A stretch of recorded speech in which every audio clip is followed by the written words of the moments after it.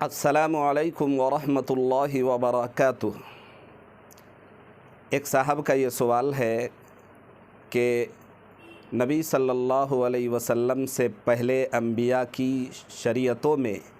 اور حضرت محمد الرسول اللہ صلی اللہ علیہ وسلم کی شریعت میں جو قربانی ہوتی تھی وہ قربانی میں کیا فرق ہے؟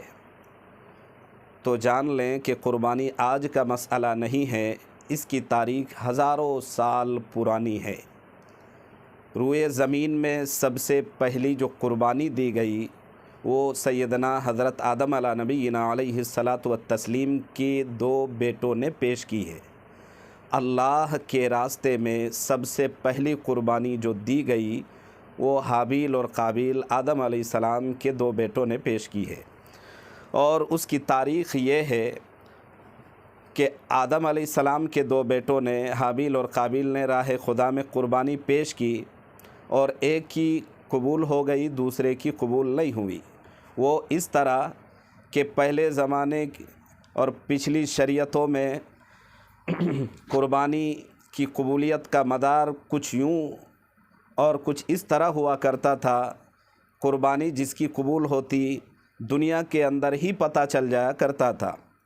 کہ آگ آسمان سے آتی، لوگ اپنی قربانی کو چٹیل میدان میں رکھ چھوڑتے، اوپر سے آگ آ کر اگر جلا دیتی تو اس بات کی علامت ہوتی تھی کہ اس کی قربانی قبول ہو گئی، اور اگر آگ آئی اور نہیں جلائی تو یہ علامت ہوتی تھی کہ اس کی قربانی قبول نہیں ہوئی۔ لیکن اس امت میں جناب محمد رسول اللہ صلی اللہ علیہ وسلم کی شریعت میں ایسا نہیں ہے، بلکہ یہاں قربانی کے ساتھ ایسا مسئلہ نہیں کہ اوپر سے آگ آئے گی، جلائے گی تو قابل قبول ہوگی، ایسا مسئلہ نہیں ہے، بلکہ قربانی کرتے ہیں اور قربانی کرنے کے بعد لوگ اس سے فائدہ اٹھاتے ہیں۔ تو پوچھنے والے پوچھتے ہیں کہ کیا فرق ہے؟ آپ ایک فرق واضح طور پر بالکل اچھی طرح سمجھیں۔ پہلا فرق یہ ہے کہ پچھلی امتوں کی، پچھلی شریعتوں کی امتوں کے ساتھ ایسا معاملہ نہیں تھا کہ قربانی کی کسی بھی چیز سے، پہلے نبیوں کی شریعت میں کسی بھی چیز سے فائدہ اٹھانا جائز نہیں تھا، لیکن اس امت میں قربانی کی ہر چیز سے فائدہ اٹھانا جائز ہے۔ قربانی کے گوشت کو خود بھی کھا سکتے ہیں، اوروں کو بھی کھلا سکتے ہیں، رشتہ داروں کو بھی دے سکتے ہیں، غربا، فقراء، مساکین کو بھی دے سکتے ہیں، ایون کہ کوئی غیر مسلم ضرورت مند ہیں تو اس کو بھی دے سکتے ہیں، بشرطے کہ وہ مسلمان کا دشمن نہ ہو۔ حتیٰ کہ اگر قربانی کی جو کھال ہوتی ہے، جانور کی جو کھال جس کو چمڑا کہا جاتا ہے، اگر اس سے بھی مشکیزہ کی صورت میں، مسلح کی صورت میں اور کوئی چیز بنا کر استعمال کرنا چاہے تو اس کی بھی اجازت ہے، گنجائش ہے، جائز ہے۔ لیکن اگر قربانی کے جانور کی کھال کو اگر بیچ دیا جائے تو بیچ کے جو رقم بنتی ہے، جو پیسہ آئے گا، اس پیسے کو استعمال کرنا جائز نہیں ہے، بلکہ اس کو اللہ کے راستے میں صدقہ کرنا واجب ہے۔ پچھلی امت اور اس امت کی شریعت میں قربانی میں جو واضح ایک فرق ہے، پہلا فرق ہے، وہ یہ ہے کہ پچھلی امتوں میں، پچھلی شریعتوں کی قربانی جو ہوتی تھی اس میں کسی بھی چیز سے فائدہ اٹھانا جائز نہیں تھا، اس امت میں تمام چیزوں کا فائدہ اٹھا سکتے ہیں۔ دوسرا فرق یہ ہے کہ پچھلی شریعت میں، پچھلی نبیوں کی شریعت میں اور ان کی امتوں میں اور اس نبی کی شریعت میں، آخری نبی کی شریعت میں جو دوسرا بنیادی فرق ہے قربانی کرنے کے سلسلے میں، وہ یہ ہے کہ قربانی کس کی قبول ہوئی ہے، کس کی نہیں ہوئی ہے،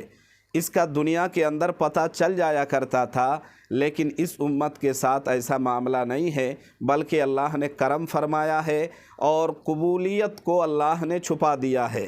قبولیت کا مدار اللہ نے آخرت پر رکھا ہے، دنیا پر نہیں۔ ایسا نہیں ہے کہ کوئی ہاتھ پیر مارے، تلاش کرے، پتہ کرنا چاہے تو پتہ چل جائے گا کہ کس کی قربانی قبول ہوئی ہے، کس کی نہیں ہوئی ہے۔ اگر ایسا ہوتا تو اگر کوئی بڑا آدمی ہے، پیسے والا ہے، اس کی قربانی کی جانور لاکھوں روپے کی ہے، کوئی غریب ہے، سادھارن ویکتی ہے، اس کی قربانی کی جانور کی